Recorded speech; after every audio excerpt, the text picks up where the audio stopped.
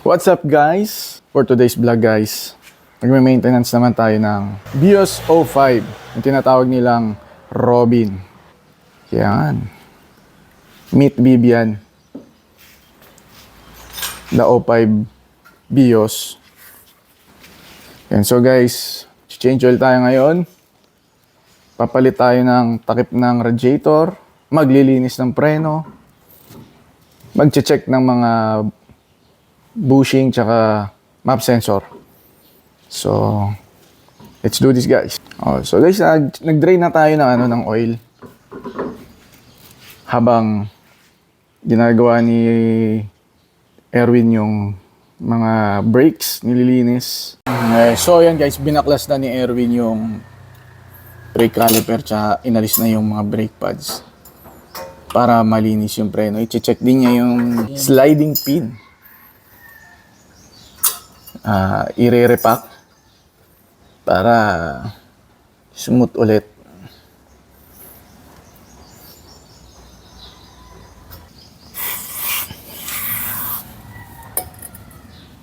So yan guys, nilinis muna yung pin para ma-repack.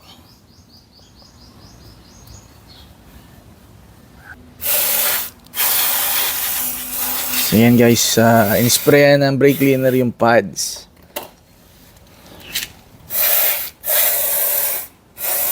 Pati yung brake disc.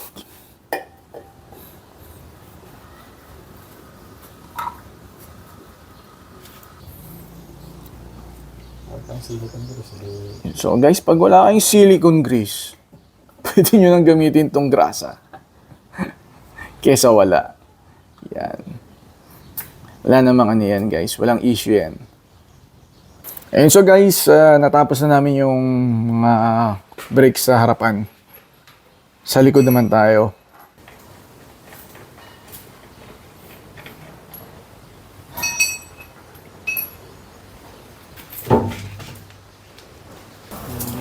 Yan, so guys, dito makikita nyo yung dumi niyan, yung mga carbon deposit na yan. Yan yung aalisin natin ngayon. Actually, mas madumi talaga itong klase ng brake na to yung sa likod. So nag-accumulate yung ano, kasi walang lalabasan eh. And yan guys, sinapano na namin ng brake cleaner. Sprayan na. Tapos kung magpapalinis kayo yung preno guys, kailangan, mas maganda naman, may ganito kayo yung spray na brake cleaner. Dadaus-dus na lang yung mga carbon dyan sa ano. Yan o, kita nyo ba yun guys? Lumulusot lang eh o. Yan. Bababa lang. Mas mahina yan. Yan, pati yung drum guys, sprayan nyo rin yan. Para maalis din yung mga carbon deposits. So guys, same thing lang din naman yung gagawin nyo na sa kabilang side. Pareho lang. Guys, i-explain ko sa inyo itong pads ng likod. 205 yung ano ka guys, yung model ng kotse ko. Hanggang ngayon, hindi pa ako nagpapalit ng brake pads sa likod. Brake shoe? Brake shoe. Brake shoe ba? Tama. Brake shoe. Hindi pala. Pads sa unahan. Sorry. Brake shoe. So, hindi siya ganun kaagad na napupudpod kumpara sa harap. Kasi mas nag-i-engage yung harap kaysa sa likod eh. So, wag kayong, check nyo lang yung ano guys, pero matagal yan bago mapudpod. Tingnan nyo naman oh. Sa akin, okay na okay pa.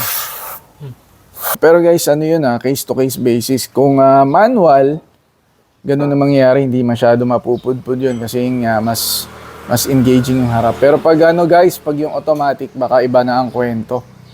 Baka hindi parehas ang laban nun kasi automatic talagang panay ang engage nun sa preno eh. So baka lang wala akong ano kasi sa automatic eh. Wala pa akong experience na napudpud din agad yung brake shoe kasi wala naman ng automatic na sasakyan. Pero malamang siguro iba ang laban, mas napupudpud din siguro yung although mas matagal pa rin yung likod, mas mabilis pa rin mapudpud compared sa manual. Yan, so guys, inabalik na ni Erwin yung gulong sa likuran at mag-ano na tayo guys, mag-fill up na tayo ng oil. Guys, ito yung yung papalitan ko na takip. Matigas na kasi yung goma. Pag pinisil mo, yan, oh, tigas, oh. So, lumalabas na yung steam niya dun sa pinakabunganga. So, need na siyang palitan talaga. Yan. Guys, ang gagamitin natin langis ngayon, guys. Toyota na semi-synthetic. 5W30. Siguro good for 5 to 7,000 kilometers. Or 5 months, 4 months, whichever comes first. Bic 110 pang BIOS. At itong ano guys, nagpapalit tayo ng cap eh. Original yung binili ko na cap sa radiator. Denso. Although Denso rin yung ano kanina guys, Denso din yung replacement. Japan din. Halos pareho yung itsura. Kinaibahan lang, nung inalog ko, may ingay yung ano, yung replacement.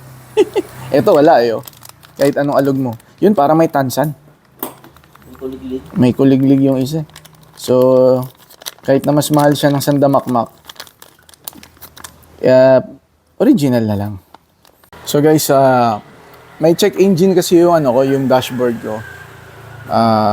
Bumili ako ng electrical contact cleaner. Tapos inalis ko yung map sensor. Baka makakuha. So ito yung map sensor guys. Kita nyo ba? Yan yun. Yan yung aalisin nyo sa BIOS guys. Actually sakit to ng BIOS eh. Kita nyo yung butas na yan. Ito malaking butas na yan. Yan. At hindi lang yan yung bubuga nyo. Nakita nyo yung parang posporo na yan, yung maliit na yan. Kasama yan guys na sprayan nyo. Kita nyo? Yan, parang posporo yan, no?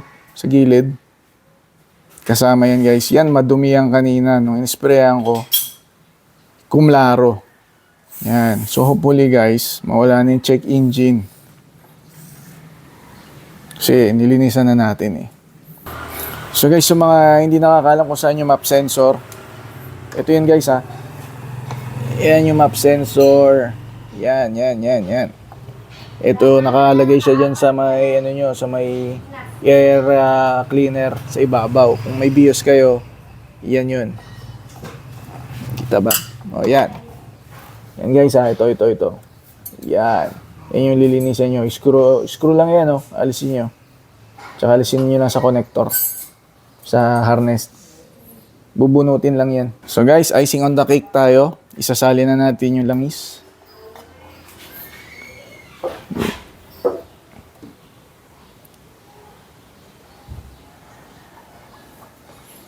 So, ang BIOS is 3 point something yung oil na ilalagay lalo sa makina ko kasi is 1.5 siguro mga 3.5 siguro 3.5 approximately yung oil na ilalagay nyo.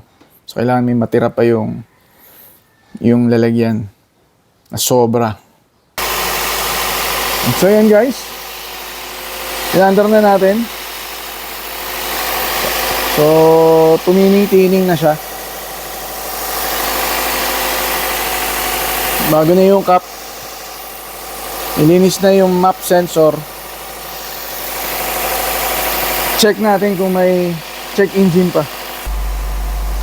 Ayun, so guys, wala na yung check engine. So, tinamaan na natin yung G-spot nung map sensor. Nalinisan na yung parang may posporo. So, yun guys, pag lilinis kayo ng map sensor ng BIOS, tamaan nyo yung part na yon, yung parang may posporong kapiranggot sa map sensor nyo. Actually, yun yata ang pinaka-importante kasi yun yung madumi talaga eh. Kasi nung first time kong nilinis yun, hindi ko talaga natamaan yun guys. So, lesson learned sa akin. Next time, siguro after ilang years, alam mo na yung dapat tamaan ng contact cleaner. Salamat kay Doc Erwin, ang aking trusted mechanic na laging nag-aalaga ng mga sasakyan namin dito sa bahay. So, kung taga South kayo guys, Parañaque, Las Piñas, Bikutan. Pwede kayong punta ni Erwin, guys. So, hanggang dito lang muna, guys. Until our next maintenance of our Vios or Hi-Ace or Innova or Wigo. All Toyota. All Toyota lineup. Okay, guys. See you. Bye-bye.